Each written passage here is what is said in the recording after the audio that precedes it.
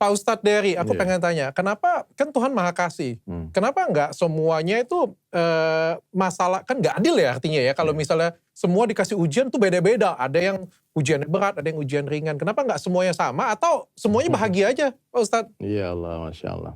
Bukan Tuhan ya, Allah ya. Tuhan kan Tuhan tuh banyak. Kan Langsung Tuhan dimarahin macam-macam lu. ya. Siap Pak Ustadz, siap salah. Jadi gini Dok, kita sudah bayar sekolah, SPP, kita sudah belajar dengan betul-betul. Pas waktu ujian, teman kita diuji, kita enggak. Marah enggak? Marah ya, Marah nggak lah, adil. kan nggak adil dong. Jadi mesti ketika kita diuji itu kita merasa tersanjung dong. Dan ujian anak SD dengan anak SMP, SMA, kuliah itu beda. Maka nggak bisa dong ujian SMA dikasih ke anak SD. Nggak kuat dia.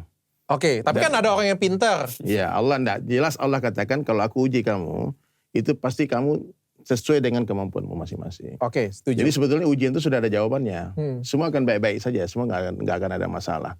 Cuma ada dua yang disukai, yang tidak disukai. Ujian yang disukai ini, kamu bersyukur dan memuji aku, kata Allah. Kalau ujian yang kamu tidak sukai, bersabarlah dan ihtisab, mengharap pahala dari Allah.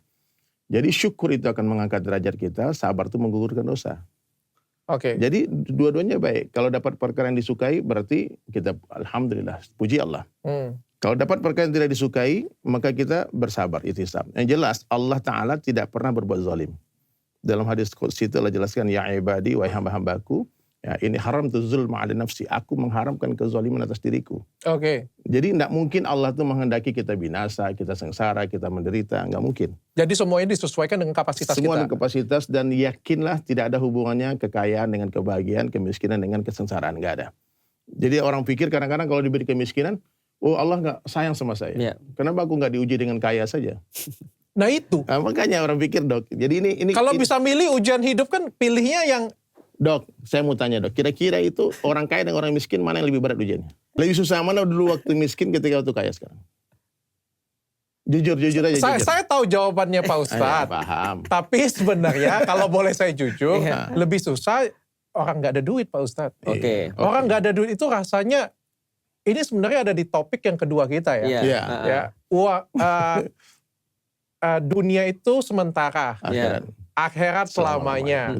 Uang itu sementara, tapi rasanya kalau nggak ada uang, rasanya seperti di neraka Pak Ustadz. Kata orang gini ya, putus cinta minimal kalau orang kaya putus cintanya di Lamborghini katanya gitu. Nangisnya di situ. Di mikrolet. Maksudnya kayak gini Pak Ustadz, kalau misalnya kita patah hati, kita ditinggalkan teman, apapun masalahnya, tapi kalau kita masih ada uang, paling nggak itu masih ada yang membahagiakan kita. Betul. Coba bayangin kalau sudah nggak ada siapa-siapa, nggak ada uang pula. Betul. Itu betul kalau mindset kita, cara pandang kita menjadikan uang itu segala-galanya. Maaf ya, Tuhannya orang Islam. Ya, kita kan Islam bertiga nih. Ya, amin. Oh, itu belum. Amin. Tapi aku mau tanya nanti, Oke, nggak apa-apa ya. Nah, ya pokoknya semua orang, kalau karena aku udah declare di mana-mana soalnya udah viral. Itu sudah itu. Iya. Gak apa-apa, cuma aku mau tagih janji hari ini. Oke, Cuma gini Dok, Tuhan kita Allah, bukan uang. Uang itu tidak akan ada kalau tidak ada mesin. Mesin tidak akan ada kalau nggak dirakit oleh manusia. Sebuah kejahilan yang teramat sangat. Orang dia cetak uang lalu dia bergantung kepada uang. Jadi ketika orang menjadikan uang ini sebagai Tuhannya dia, maka dia berasa dengan ada uang tenang hati dia. Tapi orang beriman, ada Allah tenang hatinya, ada uang nggak ada uang. Oh, oke. Paham. Kalau orang beriman, ada uang nggak ada uang, tenang hatinya. Ada Allah. Tapi kalau orang tidak beriman, maaf, seberapa banyak pun uangnya dia, banyak belum tentu cukup. Sedikit belum tentu kurang. Oke. Paham. Jadi Saya paham. intinya Dok, ini kalau kita bicara iman, ya bicara ujiannya dan kita kaitkan dengan Allah, nggak ada masalah semuanya. Saya tanya ujian Nabi Ibrahim apa? Dibakar hidup-hidup. Dibakar hidup-hidup Dok. Bukan difitnah lagi bikin ini bikin itu. Di depannya api yang menyala-nyala. Datang malaikat Jibril menawarkan bantuan. Malaikat Jibril itu amirnya, pemimpinnya para malaikat. Tanya Ibrahim, minta tolonglah sama aku bantu kamu. Bukan lawyer yang datang loh. Ya, ini malaikat Jibril yang datang. Oke. Tapi karena Nabi Ibrahim ini memang Abu Tauhid, bapaknya iman. Bapaknya orang-orang beriman. Dia cuma katakan satu kalimat. Hasbunallah wa ni'mal wakil. Ni'mal maula wa ni'mal nasir. Wahai Jibril, cukup bagiku Allah yang menolong aku. Dia sangka baik kepada Allah. Maka saya sering katakan, sangka baik kepada Allah itu lebih kuat daripada Jibril alaihissalam. Sangka baik kepada Allah. Jadi ketika ada masalah di depan mata kita, jangan katakan mungkin, kayaknya, mungkin Allah bantu. Tidak, pasti Allah bantu saya. Oke, mindsetnya yang diubah ya. Jadi api yang panas itu terasa dingin bagi Nabi Ibrahim.